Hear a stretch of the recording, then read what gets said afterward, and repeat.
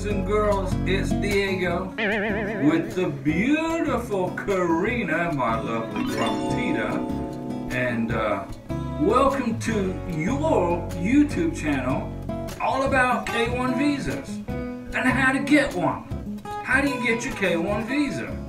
So this is your channel on how to get a K1 visa, okay? And also I have information about spousal visas. And Karina is from Caracas, Venezuela, but she's a legal resident of Bogota, Colombia. And I live in the Panhandle of Florida, near Pensacola, okay, north of Navarre Beach in Santa Rosa County. And we are waiting for our National Visa Center welcome letter, email, whatever you want to call it.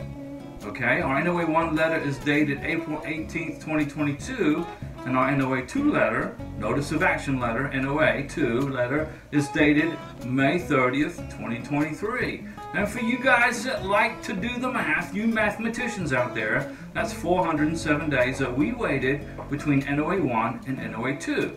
Okay, now we're waiting for our communication from the National Visa Center. It'll come to me, the petitioner, the sponsor, in an email. Okay? And we welcome you to join us in our journey to help you in your journey. But this video is about what scary questions am I going to get if I go to my visa interview at Manila, Philippines. This is a video about the scary visa interview questions if your beneficiary is going to the U.S. Embassy in Manila. Come on along. So you made it this far in the K1 visa process. Okay, hopefully you're not too stressed out. Hopefully you're still relaxed and calm and happy like you were when you filed your K1 visa petition and got your NOA 1 letter. I hope you're still calm and relaxed and happy when you, just like you were when you got your NOA 2 letter and your MVC welcome letter. Now you are at the embassy, Miss Beneficiary, Mr. Beneficiary. You're fixing to have your visa interview with the immigration officer. What kind of questions are you going to get? Well, let me go over them with you, okay?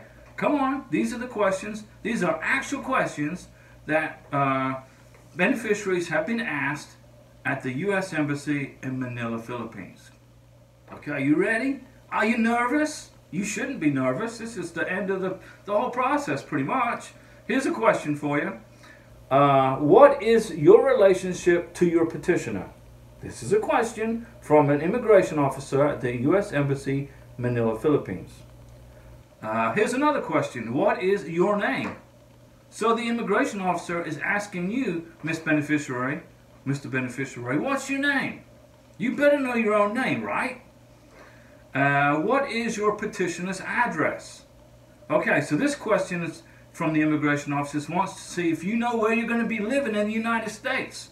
Do you know where you're going to live in America? Karina knows. She's going to be right here in the Panhandle of Florida, east of Pensacola, north of Navarre Beach, near what? Panama City, Fort Walton, etc. This is another question that was asked of beneficiary.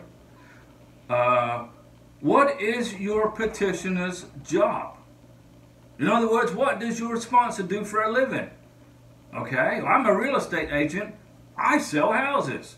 But right now I'm making YouTube videos for you guys. Okay?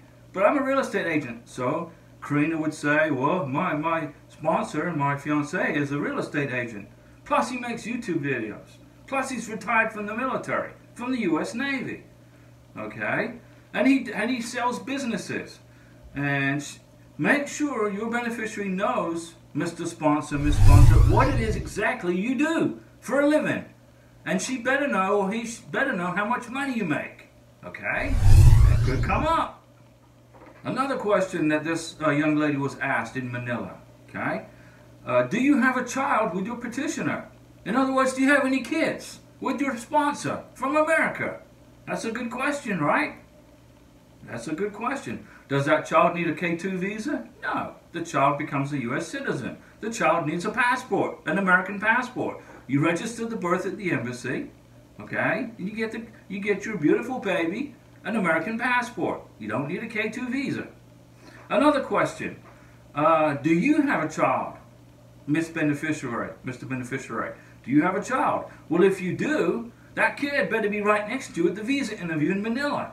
Because if the K2 applicant's not there, there's going to be a problem.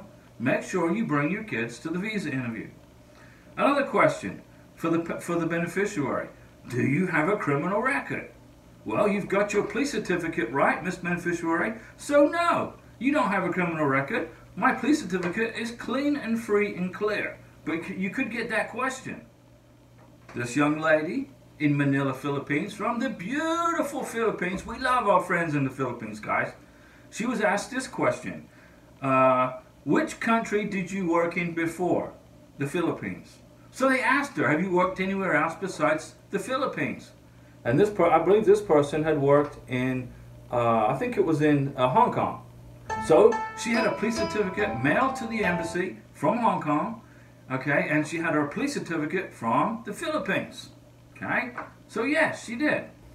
And then they asked her this question: what year did you go there? When did you go to Hong Kong? And when did you come back? When did you return to the Philippines? This was a question from the consular officer at the U.S. Embassy in Manila. And another question that she got was, are you both married? Have you both been married before? Right? Miss Beneficiary, were you married to an American citizen before, or a Filipino in the past? It's a question. Obviously, if she was, she would have either a divorce decree or an annulment, right? And the other question she got asked was, did you get a U.S. visa before? So they asked her, did you get a K1 visa before in the past? Is this your first one? Or have you been to the USA on a tourist visa, B2? Okay, so it's very easy questions, very easy to answer, and not stressful at all, guys. Okay, it's easy peasy. So those were the questions, and right after the interview, the immigration officer said to her, congratulations, your visa is approved. Welcome to the United States of America. Welcome to the United States of America. So she got a welcome right there. She got approved right there. Okay? Very easy. Okay? Don't stress this out, guys. You can do it. Don't forget, I do a live stream on Mondays, Wednesdays, and Saturdays at 7 p.m. for you guys. Free information, how to process a K1 visa. I'm not an immigration attorney. I don't work for USCIS. I give you zero legal advice. But I've been through this process. I've been through the K1 visa process twice successfully. I've been through a spousal visa successfully. So I know how this program works. Inside and out. Okay? Inside and out. So if you want me to answer your questions, stop by on the live stream. And we'll see you then. Relax and be patient during this process. Don't be in a hurry. If you're in a hurry, you're going to get a headache. Don't be sending inquiries every day. Don't do that. Patience. Thanks for watching, ladies and gentlemen, boys and girls, and we will see you at the live stream. I'll be back.